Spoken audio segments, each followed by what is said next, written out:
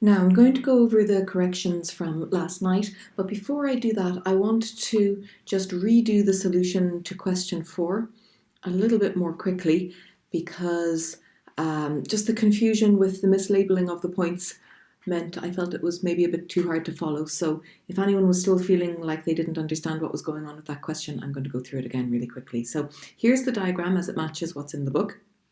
And part 1 asked us to find the angle ABF, so that's this purple triangle here in the front, which is a right-angled triangle. AF is 9 and AB is 27. So straight away I can use my adjacent and my opposite. This is no different to what we did yesterday. And say that tan of that angle, tan of B, is the opposite over the adjacent, 27, which is a third, and so B is tan inverse of a third, and B is, and do that in our calculator, tan inverse of 1 over 3, 18.43 degrees. Let's just double check the question again. 1 decimal place, so 18.4 degrees. So that was part 1. Okay, part 2 is where things went a little bit astray because of my mislabeling yesterday. Find the length of the line AC. So we're trying to find AC. And we're using the bottom rectangle of the ramp. And we can use ABC or ADC. It doesn't matter. I'm going to use ABC. So I've got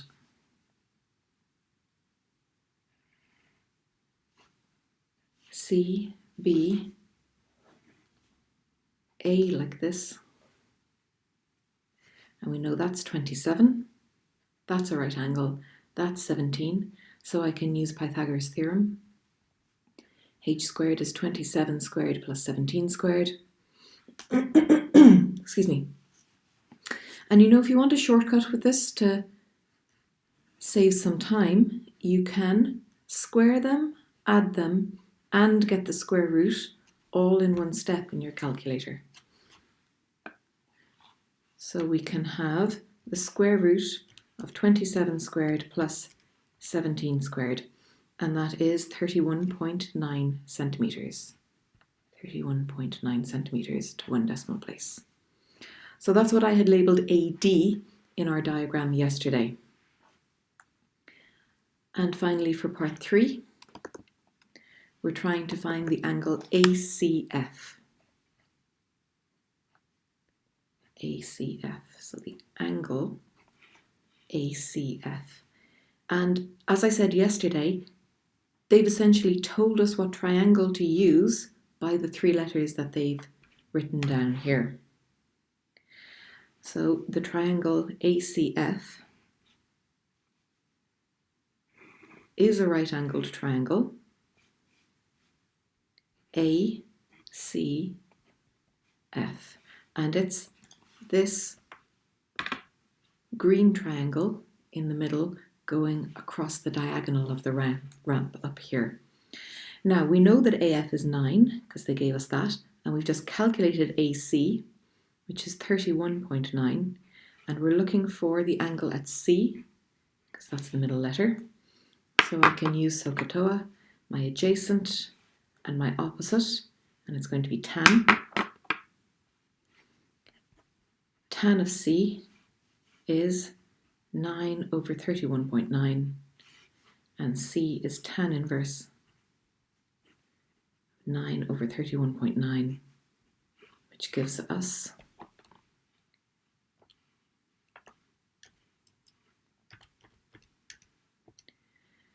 15.75 or 15.8 degrees to 1 decimal place.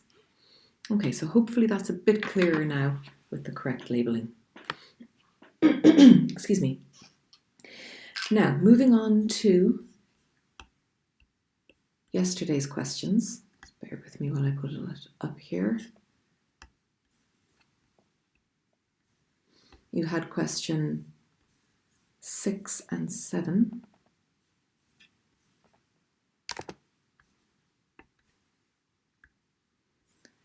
And question 6 had a tent.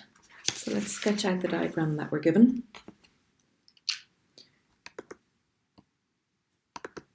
Question 6. We have a tent in the shape of a pyramid, which has a square base, like this. And the square base is 3 meters long. So we have A, B, C, the diagonal going across like this, and the hidden sides of the square over here.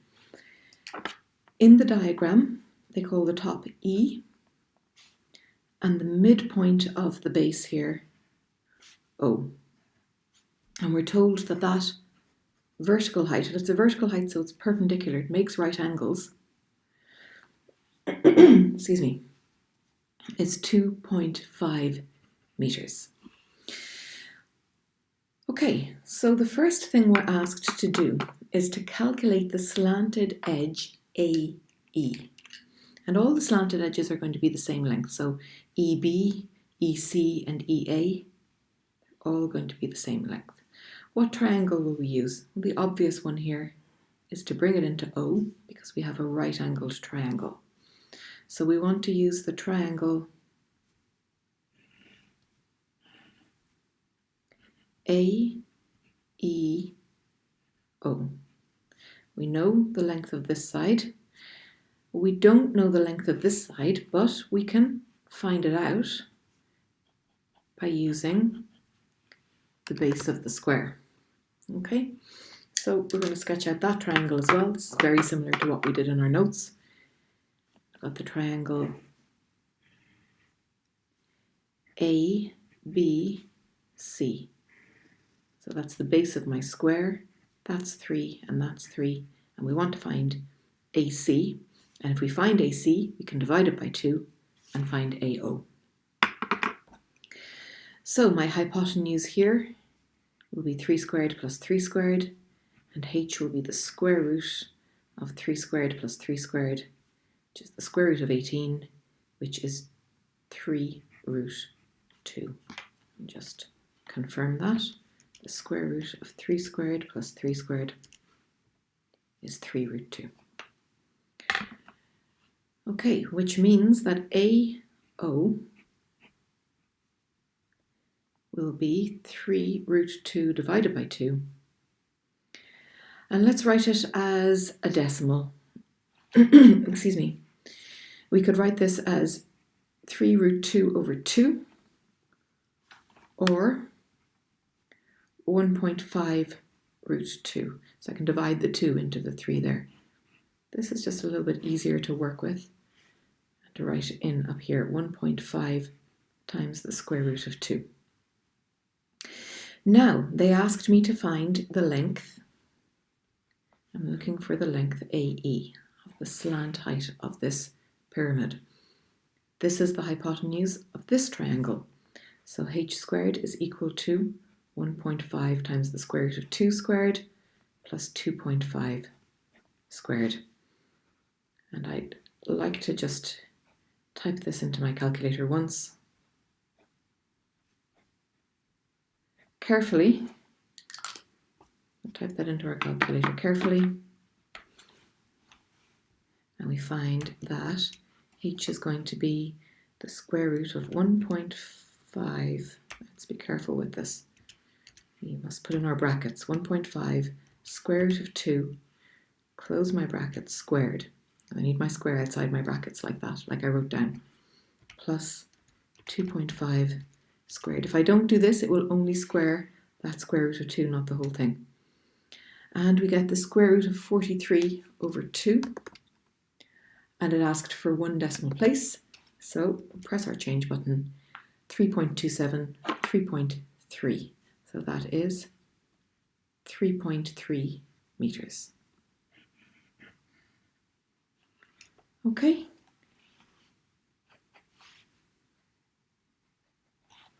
Part 2. Find the total area of the 4 triangular faces. Now, the triangular faces if I shade them in, shade in one of these like this, they're all the same, but they are not right-angled triangles. What they are is isosceles triangles, because all the slant heights are the same. So we want 4 times the area of the triangle, we'll use the front one here, AEB. They're all the same. Let's sketch it out. We've got A to E, which we've just calculated is 3.3 meters. We've got E to B, which is the same, because all the slant heights are the same. And we've got the base, which is 3. Now, how do I calculate the area of this? Well, we do have a formula in the log tables for calculating area when you've got 3 sides, but I find it easiest to just split it into 2 equal right-angled triangles and multiply by 2. This is going to be 1.5 and this is going to be 1.5. So I have a triangle that looks like this. Right-angled triangle. This we don't know. Let's call it Y. This is 1.5 and this is 3.3. And the reason I'm doing this is because if I know the perpendicular height of my triangle, I can do half the base by the perpendicular height and get my area of that triangle.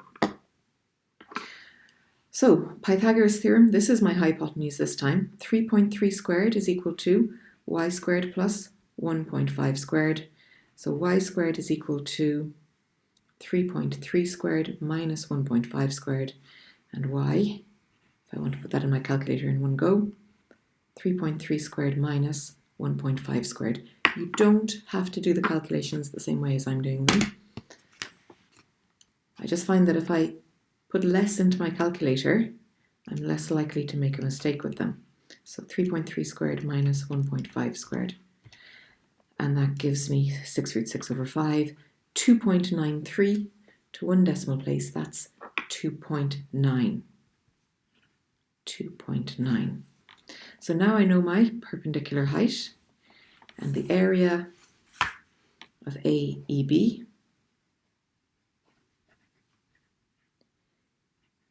is a half the base by the perpendicular height. So that's a half by 3 by 2.9. Let me do that calculation. 1 over 2 multiplied by 3 multiplied by 2.9. And that gives us 87 over 20 or 4.35 meters squared. Then we have 4 of those. 4 such triangles. So that means, multiply that by 4, 17.4 meters squared is our answer. Okay, and that's the answer to question 6.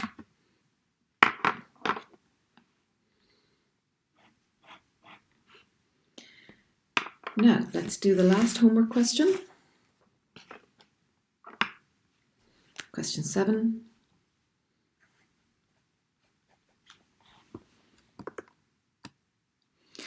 This one had a river. So we had a river flowing across like this. Just use my ruler to draw some straight lines. And we had a tower on one side of the river, straight up. And we're going to label the tower CD. Then we have a point A on this side of the bank, and the angle of elevation to the tower is 60 degrees. Directly across from A is the point B, and it makes an angle of elevation of 45 degrees. Okay, so we have a point. We've got a tower over here, standing straight up like this. Put it like this maybe. Going straight up like that. And, you might want to just work with your string to convince yourself that this is a right angle, that the triangle BCD is a right-angled triangle.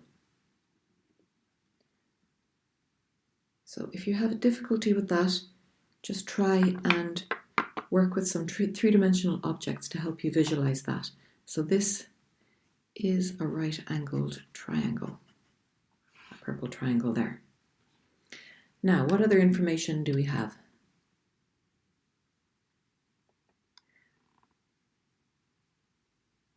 The height of the tower is 36 meters. And they want us to find the width of the river, this distance here. So let's call that x. It's the width of the river. That's what we're trying to find out. Okay. How are we going to do this? Well, where on our diagram can we see the width of the river? We can see that it's the distance from A to B. Pen leaked there. Okay, the width of the river is this distance here. So that's x as well. What triangle is that part of? It's part of a triangle down here. A right-angled triangle down here. Okay. It's easiest to work with right-angled triangles. Now it's part of the triangle ABC as well, which probably has a bit more work to find that. So if I can find the distance AD, and if I can find the distance BD, then I'll be able to use Pythagoras' theorem to find x, that missing side there. So what I'm going to do is I want to find AD, then I'm going to find BD, and then I'm going to use Pythagoras and the triangle ABD to find x, to find the width of the river.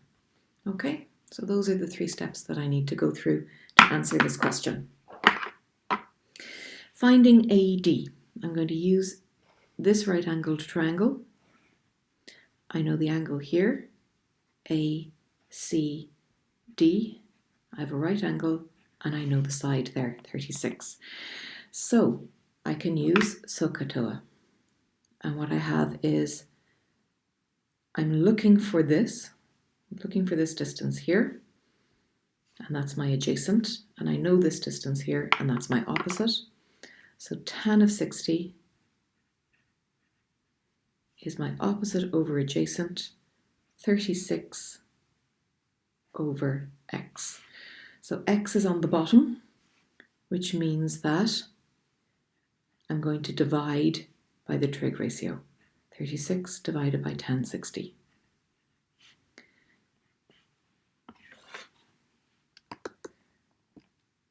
And the question said correct to the nearest metre. So we'll go to 1 decimal place as we're working things out, and then we'll round it to the nearest whole number when we finish. I've got 36 divided by tan of 60. 36 divided by tan of 60. It doesn't like it if I don't close the bracket. And that is 12 root 3.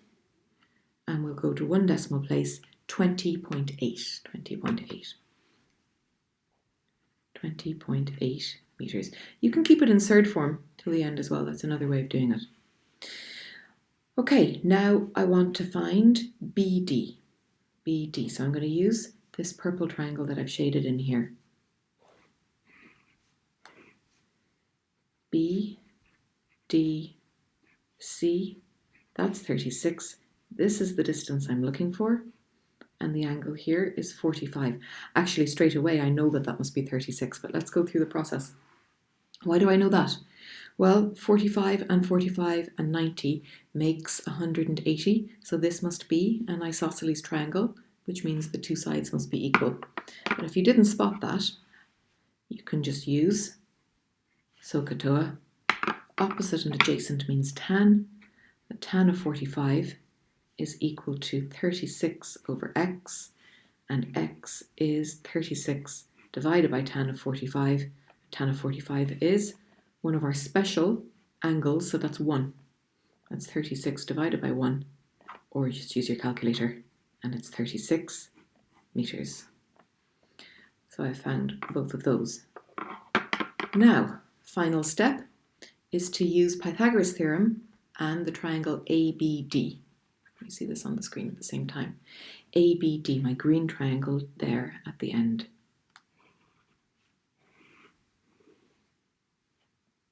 So I'm looking for a side that is not the hypotenuse. ABD. I know that AD is 20.8 meters. I know that BD is 36 meters, and so I can use Pythagoras. Let's call this x. I've used x in the different parts, and that's okay, they're different x's, but you can use different letters if you find that confusing. So this is the hypotenuse. 36 squared is x squared plus 20.8 squared, which means x squared is 36 squared minus 20.8. You always have a minus when you're finding a side that isn't the hypotenuse. And x is the square root of 36 squared minus 20.8 squared. We'll do that into our calculator. Square root of 36 squared minus 20.8 squared gives me 29.38, and they asked for the nearest meter, so that is 29 meters is the width of the river to the nearest meter. Okay, and that's the final answer. Now, that took up quite a lot of time, and I imagine you had some time maybe going through it. There are a lot of three-dimensional problems in the book, and we're not going to go through them all in class because it would take too long. Some of them are more difficult than others. What I'd like to do is assign the most difficult one to you for homework tonight to try it. It's hard and it's challenging. It came up on a pre-paper one year, and it really did confuse people. Take your time with it, try and visualize it, and do your best to break out the right-angled triangles. In the question, there's a wall, and just remember that anything that's coming straight out from the wall is going to make a 90-degree angle. So we're used to questions where we have things on the ground. This time we've got things up on a wall. But that's really, a wall is just a rotated ground. If you want to turn it around in your head and imagine that the wall is on the ground, that might make things easier as well. So that's question 14 on page 124. So tonight for homework, page 124, question 14. I'll be uploading that into Google Classroom. And I do recommend that you take time over the coming weeks to work on the other three-dimensional problems that are in the book as well. If you're working on something, just because I haven't done it in class doesn't mean that I won't answer questions on it. So if you're working on something by yourself and you're getting stuck, just let me know and I'll be very happy to do a video lesson or do a solution out for you. Okay? Right, we're going to stop there. That's the end of three-dimensional problems. This is the last one that we'll do. I'll have a solution up for that tomorrow. A reminder that I need to take roll call first class tomorrow morning. So please click that Google link that I sent you in the email. It's in Google Classroom as well. And I'll see you just for 5 or 10 minutes in the morning. And then we are going to start onto graphs of trigonometric functions tomorrow as well. Okay, thank you very much, and I'll talk to you tomorrow.